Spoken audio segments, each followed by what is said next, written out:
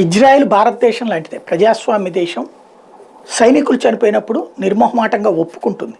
ఎందుకంటే సైనికుడి మరణాన్ని వీరమరణంగా చూడాలి కానీ పాకిస్తానుడికి మళ్ళీ అదో శవంలాగా చూడకూడదు అన్నటువంటి లక్షణం మనకుంది. ఇది ఎందుకు చెప్పాల్సి వస్తుందంటే ఇజ్రాయెల్ మీదన తాజాగా మేము దాడి చేసాం, గాజాలో 8 మంది చచ్చిపోయారంటూ హమాస్ తీవ్రవాదులు ప్రకటించారు.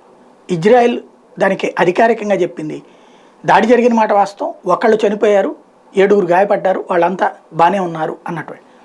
అంటే అక్కడ ఇప్పుడు మరణాల సంఖ్య 133కి చేరింది కాబట్టి బాధ్యతాయుతంగానే చెప్పింది. అదే సందర్భంలో హమాస్ తీవ్రవాదులకు సంబంధించిన 300 స్థావరాలని ధ్వంసం చేశామని ఇజ్రాయెల్ ప్రకటించింది.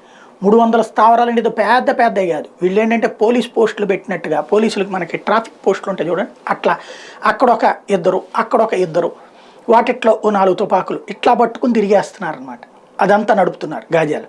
అలాంటి 300 పోస్టుల్ని ధ్వంసం చేశాం అన్నటువంటిది ఇప్పుడు ఇజ్రాయెల్ చెప్తున్నటువంటి నిజం.